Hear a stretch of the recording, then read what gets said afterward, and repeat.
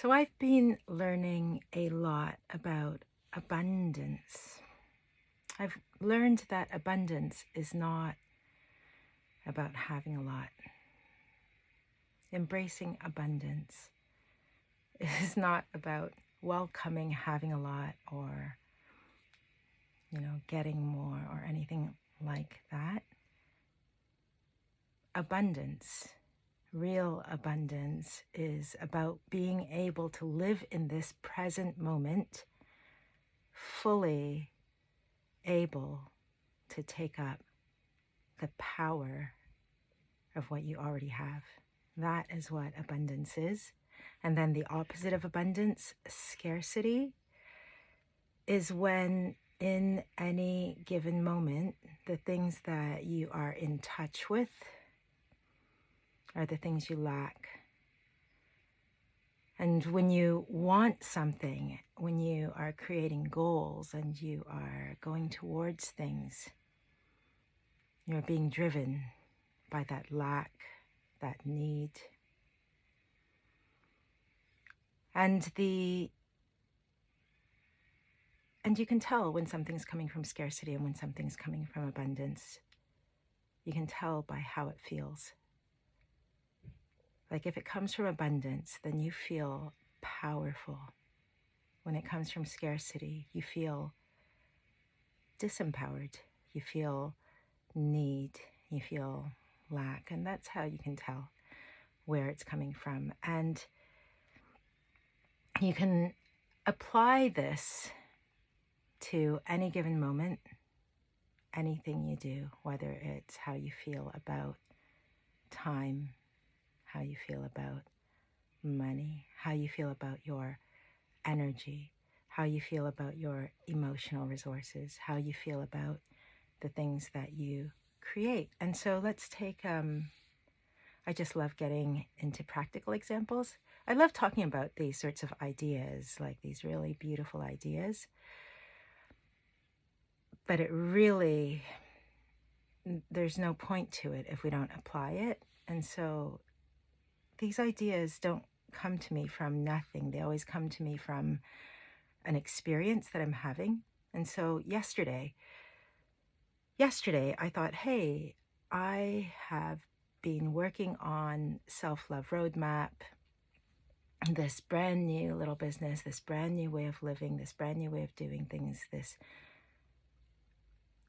new stuff that I'm learning. I've been working on that for about a few months now, pretty intensely, and I've been on ADHD meds for about 6 months, and what I do from day to day has changed profoundly in that time, and I've learned so much about myself, about how I work, about my brain, about life, about what's important to me. I've learned so much about all those things in that time.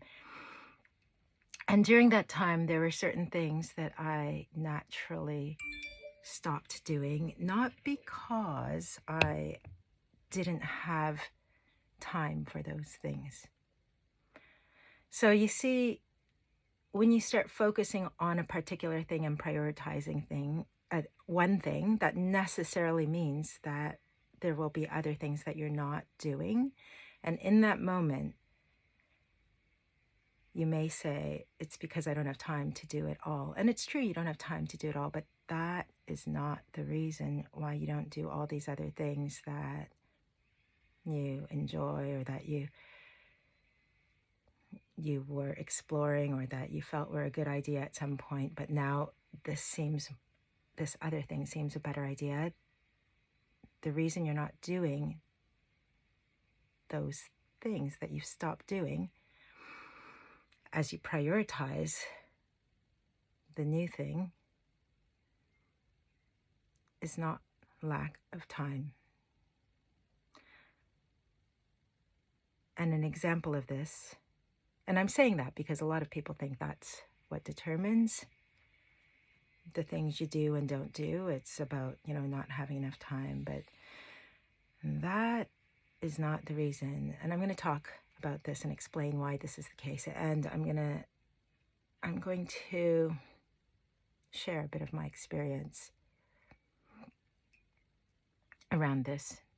So, one of the things that I have not done in a really long time is post on my Lisan Music Instagram, which used to be my only real Instagram where I posted anything on Instagram. And I at first started it up to support my work and connecting with others as a singer-songwriter, helping to just be present in the world as a music creator.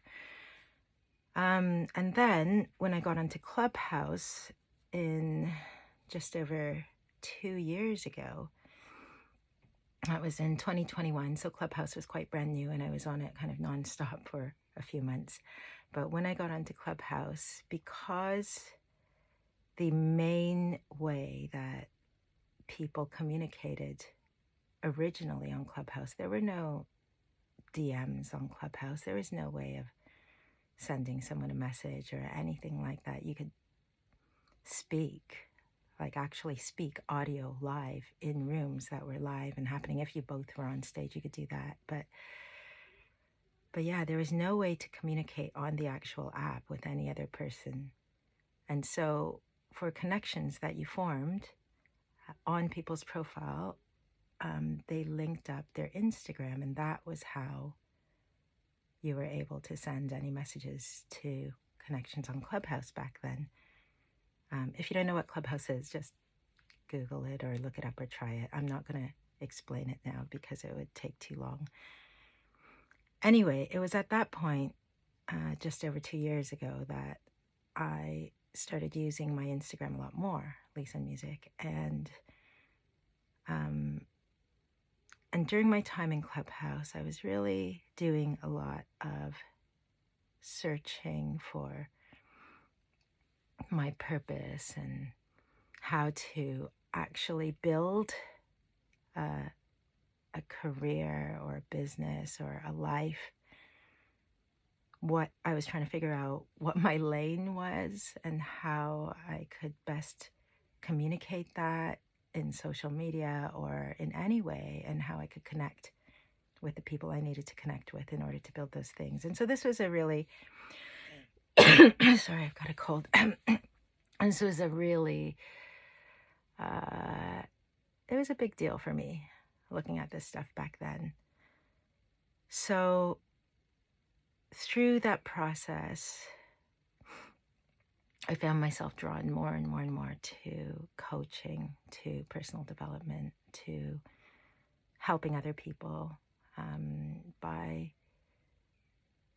helping people reframe things and introducing some ideas to people, and also creating spaces for people to just exist as themselves, and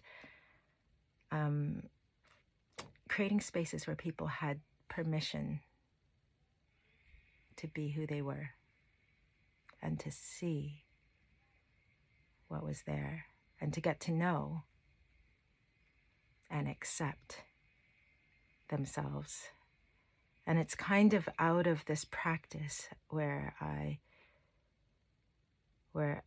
it became so clear to me that this was hugely important to me. This, like I had always kind of known it for quite a while, that this was really important, both for myself and to be doing that for others. But on Clubhouse, it became really clear to me that this was super important to me. And and that's how I got to using Lisan Music, my Instagram, to try to figure out what my message was, figure out what work I wanted to be doing, figure out how I wanted to help people, figure out how I wanted to express that, and what I could do that would be able to reach people on that platform in a way that was effective, that was practical, that actually gave them something of value.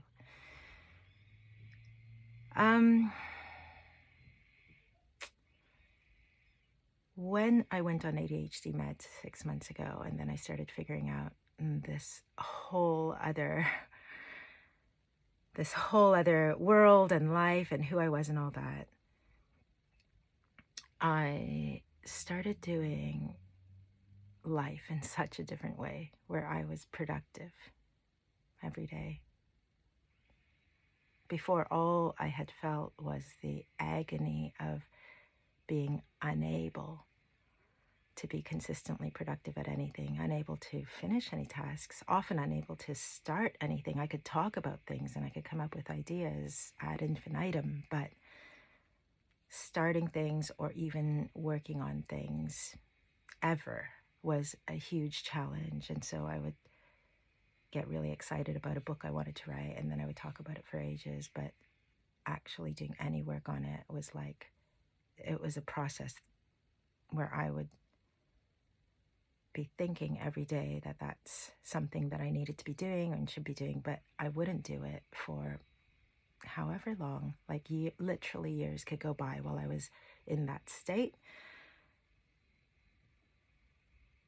But after I started ADHD meds, I was able to slowly just start discovering what it was for me to be productive, what that meant each day. Yeah, crazy. And so I was discovering what it meant to just be able to function from day to day, to have the ability to not be overwhelmed by the fact that I had to eat regularly every single day, that no matter how many times, no matter how many days I remembered to eat and then went through all the millions of cognitive steps that it required to actually prepare something for myself to eat and to eat it. Like, no matter how many times I did that, didn't mean that it ever stopped. And there was no visible end in sight to that process. No matter how many times I did the laundry, there was never an end. It was always going to be an ongoing need, no matter how many times I tried to tidy up a space, like no matter how many times I tried to clean something, all these things that happened daily and dominated my entire existence, they became much less of an issue. They went from this level where it was covering and obscuring everything, like every moment in any given day, I was just barely coping to sort of manage to get through all the things that needed done in any given day. And so there was no mental space, there was no emotional space at all to work on anything else beyond just surviving. A lot of my days were spent dealing with the stress of that ongoing cycle, that never-ending daily cycle. And so I'd be so stressed about how difficult and challenging I found that, that I would avoid everything as well. And me personally, when I avoid things, I do one of two things. So one thing I do is I connect with other people. I look to connect with other people. So I call people up, I spend time with them, I listen to their problems, I try to help them out. I go meet up with someone, I hang out with someone, I just spend hours and hours, or this is what I used to do. This used to be my big avoidance and sort of stress mechanism. Like, so I would compulsively and at length just spend all my days just hanging out with people.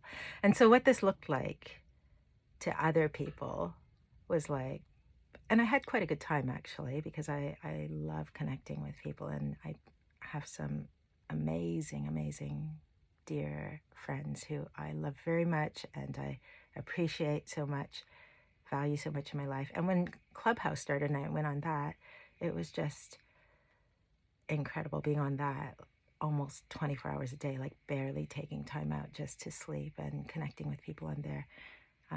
But yeah, that is one of the things I do for pain relief from the pain of finding things too difficult. But the other thing I do is just, I guess, just a classic sort of attempt to numb my mind and numb everything and just avoid. And the way I do that specifically tends to be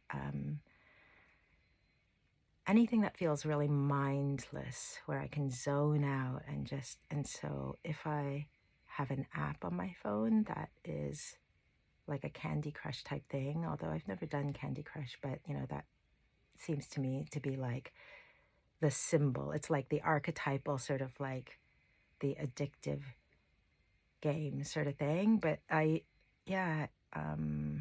used to do like a bubble thing where you match up 3 colors. You like swap around little bubbles and match up 3 in a row and they disappear, and the game is timed for a minute. You see how many you can get. But there would be so many days where I would just get in from dropping off my younger son at school. I would get in the front door, and in that moment where I had to face the sort of angst and the overwhelm and the hardness of thinking about, you know, what I could do that day, and facing the day and facing life. In that moment, what I often would do is I would sit down by the front door on the stairs, and then just in that like one moment where I felt the sort of the pain and the stress of that, I would just open my phone and, you know, turn on this app. And then the next thing I knew, it would be like time to collect my son from school. I would have sat there, not eaten, not gone to the toilet, not done anything except play like these 1-minute games continuously until, and so that would be from like 9 a.m. to 3 p.m. So that used to happen quite a lot.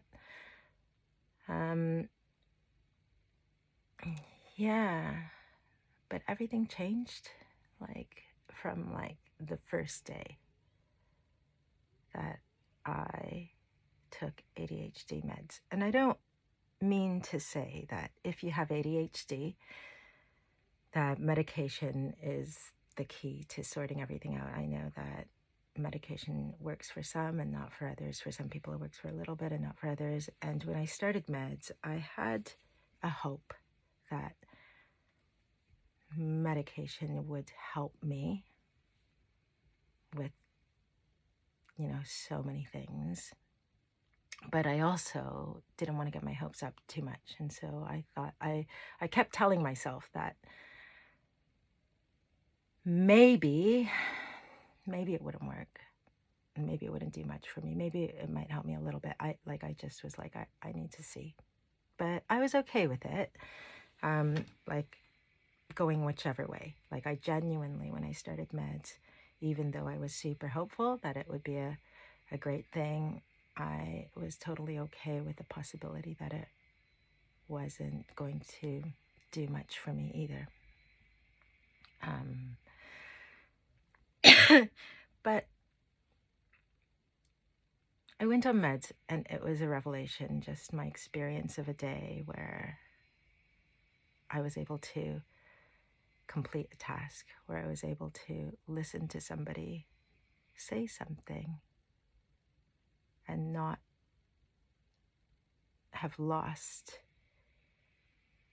words in what they were saying or parts of what they were saying, even though I was paying like attention as much as I could. It was a revelation, and I spent a long time processing what that experience was. I spent a lot of time being incredibly grateful. And yeah, it's been an incredible journey since then. And I went through lots of sort of like, processing things, grappling with things, some ups and downs,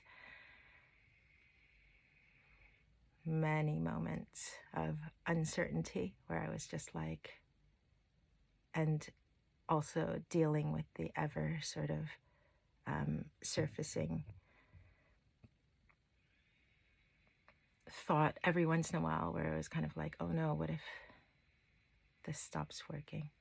Even in the midst of sort of celebrating and really exercising myself, what I could do in any given day, I also sort of carried the possibility that, this was a very limited reprieve from my experience of struggle. Yeah. But I didn't let myself get sucked into any kind of anxiety or worry or obsessing over that kind of thing, which is amazing considering that I have ADHD. I didn't let myself get sucked into that. And maybe a part of the way that I processed things and was able to keep going with things, a part of that was enabled just by the fact that I was on meds the whole time as well. I don't know. But anyway, yeah, what's emerged from this experience is this idea of living up to my full potential. And so, so you may have heard this quite a lot, like me. You might have heard over and over and over in many different contexts from many different people that this idea that you are not living up to your full potential, this idea that you could do all these things, you have the potential, you have the ability, you could. And there's this kind of implied meaning, and sometimes not just implied, sometimes it's just outright, explicitly said, that you could do anything you wanted, and it's kind of your fault in a way that you don't want to, or it's just your choice.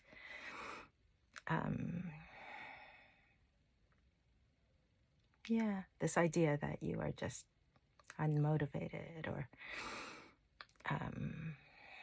or lazy, or just too this or too that, like too self-obsessed or too neurotic or too whatever it is. There's this idea that, oh, you could totally just do this work and have this happy, stable, productive life. You could just do all this stuff, but you're just choosing not to. You could do the things that you're supposed to do, but you're just choosing not to. That you, or that you lack self-discipline, or that you lack something. Yeah, responsibility. These are when I think about my lifetime up to now of just the sorts of things that that I've heard, that I've been told, but also that I have wondered, like, is this it? Like, is this why? You know, those things are quite hard, some of them. Like, it's stuff like,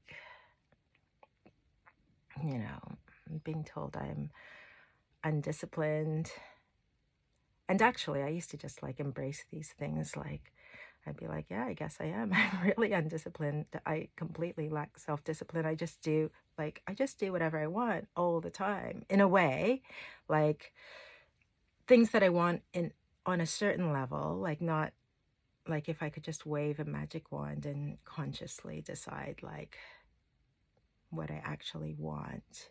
I would say, yeah, I want to get this done. I want to do these things. I want to build these things. I want to be productive in this way. I might say that. But when I talk about like doing what I want, I'm not talking about things that my conscious mind wants. I'm talking about what my subconscious wants. I'm talking about what I feel like doing, because that's how the subconscious mind expresses and motivates and moves you towards something by making you feel a certain way, by making you think a certain way. And out of those thoughts and feelings and meanings come your behaviors. And so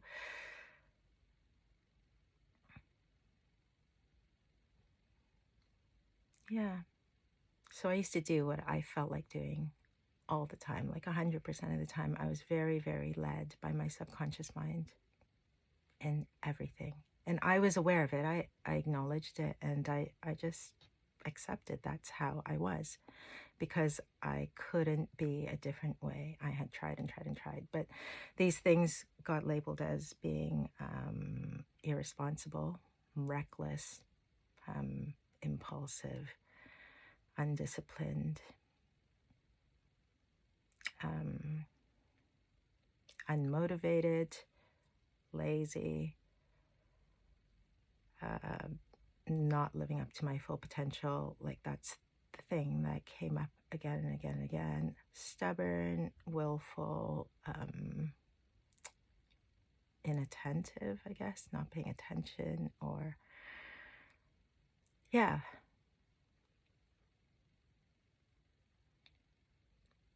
Do you know what? I know I'm like, I know I'm tearing up and getting super emotional, but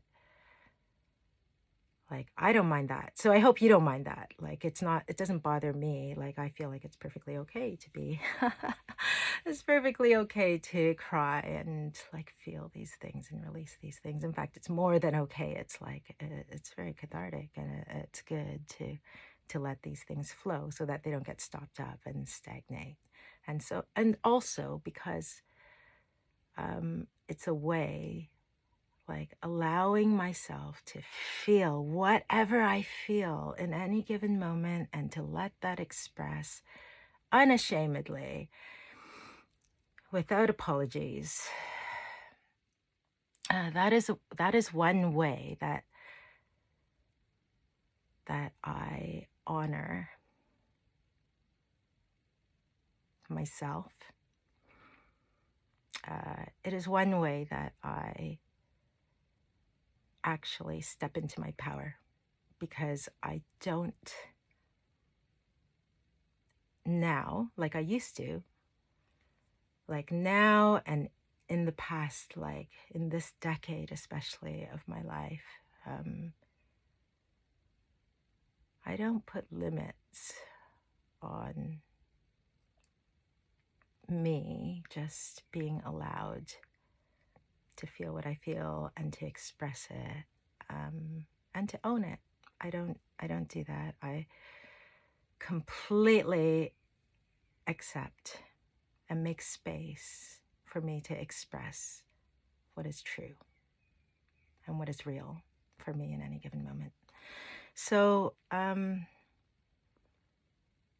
so yeah, this is like, this goes deep. It stirs up a lot of stuff. And some of it is like, yeah, it stirs up some really hard experiences, but I don't mean that in like a woe is me, like I had it so hard kind of way. I'm just acknowledging that in that experience, it was really tough for me. Ongoing and every day. And yeah, it was just hard in ways that it's really hard for me to even communicate. Oh, God.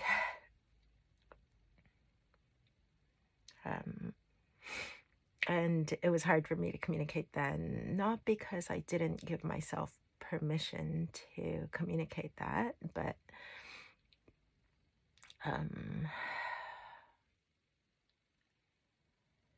because if you're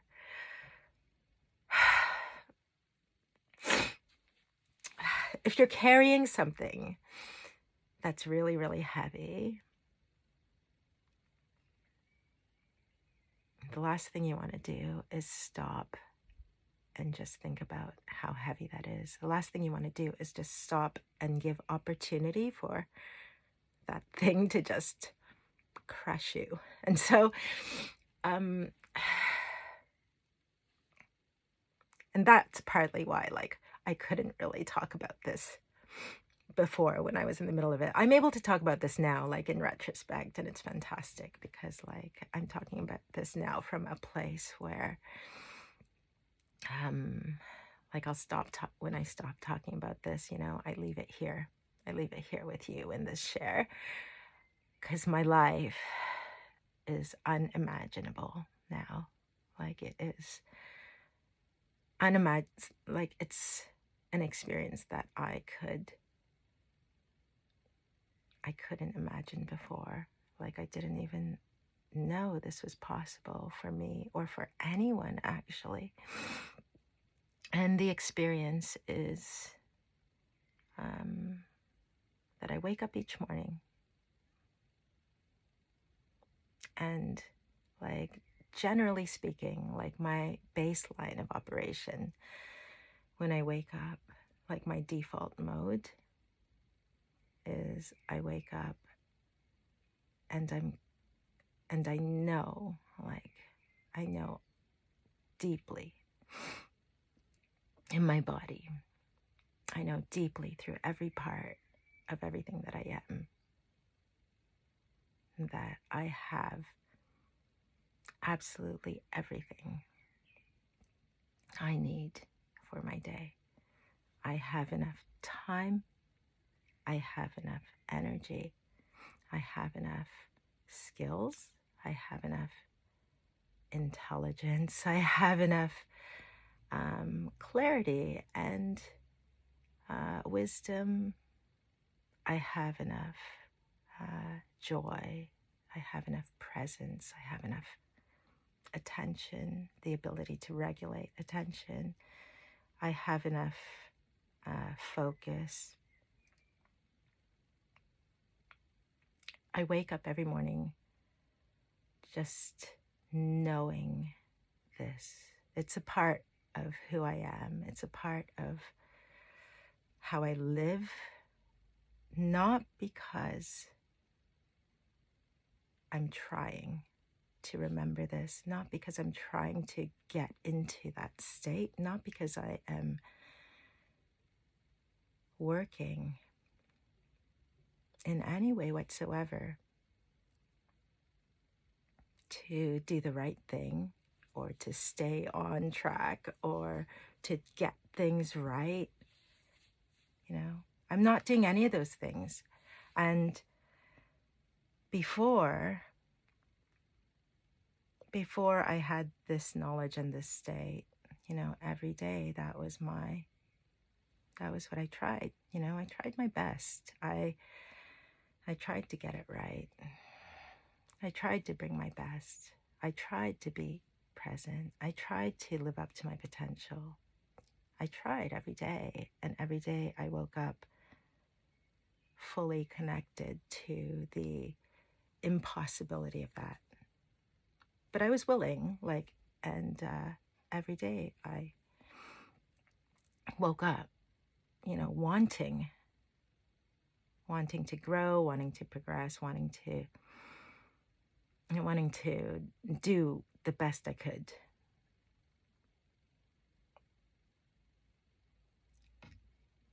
And trying my very best to work towards that, whatever that meant.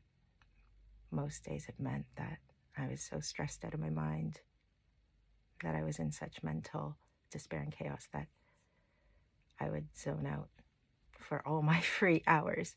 I think of school hours as my free hours. Like my younger son right now, he just turned 6. I feel like I've just kind of come out of the woods of parenting. Like I feel like the woods is like the first 5 solid years. And so anytime, I was already stretched just looking after myself. So anytime I had a 5-year-old with me, or younger than 5-year-old, that was just like next level, just surviving. Yeah, like remembering to feed your 5-year-old is just urgent on a whole different level from remembering to feed yourself as a grown-up. So yeah, like I think of school hours when there are no children with me that I am responsible for. I think of those hours as like my only free time. Like all my other hours are they're just like hours that I'm giving over to parenting, and their needs come first, kind of. Like as much as I'm able to do, just with my distractibility and my impulsiveness and, all the other, like the huge ADHD symptoms I've had for many, many years, putting my children's needs first did often still look like I was zoning out and on my phone, or, or just overwhelmed and not able to cope or whatever. But,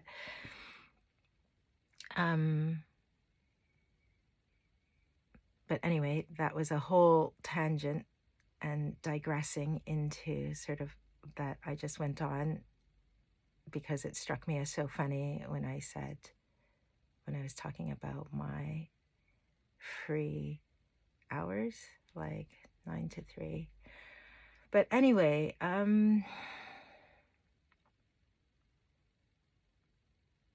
yeah, I live in this state of flow and ease and power.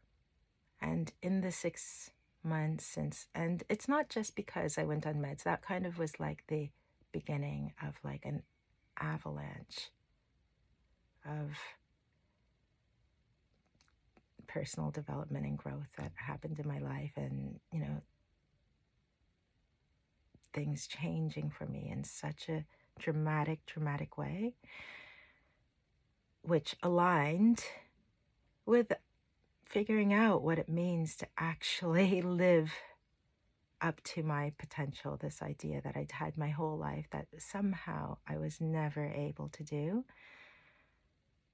It turns out that living up to my potential means that I learn things every day. I learn things that I'm really interested about. And I learn, so like one of the things that I've just been like completely obsessed about this year and kind of accidentally stumbled into is hypnotherapy. I'm going to do another video about that sometime, about how I stumbled into this, how I discovered Allie Campbell, hypnotherapist, who, has taught me like everything I know so far about hypnotherapy, or most of it. Yeah, I started dabbling first just out of interest, and then the more I learned, the more I've learned about hypnotherapy and what's possible with hypnotherapy, the more the more obsessed I've become with it, I suppose. But also, like, so I've been learning, and practicing, like hypnotizing anybody and everybody I can for as many, trying out different things, like as much as possible, including myself. And actually, you know, the medication, the ADHD medication, enabled me to just do basic tasks, function in a way from day to day, in a way that had never been possible. And so in that sense, life just suddenly went to like a completely new level of ease and